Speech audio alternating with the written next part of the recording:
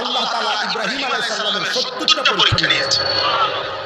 এই সমস্ত পরীক্ষায় উত্তীর্ণ হয়ে ইব্রাহিম আলাইহিস সালাম চূড়ান্তভাবে গোল্ডেন এ প্লাস পাইছেন, মানে চূড়ান্তভাবে উত্তীর্ণ হয়েছে। এখন সংক্ষেপে একটা কথা হলো, পরীক্ষাগুলো ছিল কি বিষয়? এক বিষয়। পরীক্ষা ছিল মূলত একটা বিষয়, পরীক্ষার আইটেম ভিন্ন ভিন্ন, বিষয় একটাই।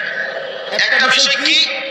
মহান আল্লাহ পাক রব্বুল আলামিন ইব্রাহিম আলাইহিস সালামের পরীক্ষা নিয়েছেন যে একটা বিষয় শুধু দেখতে চাইছেন ছোটবেলা থেকে শেষ পর্যন্ত, ইব্রাহিমের কলিজায় আল্লাহ তাআলার মহব্বত বেশি নাকি গায়রুল্লাহর মহব্বত বেশি?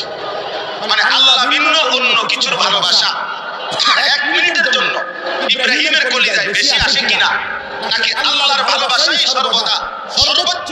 এইটা আল্লাহ তাআলা ইব্রাহিম আলাইহিস সালামের মাধ্যমে পরীক্ষা করেছেন। এই জন্য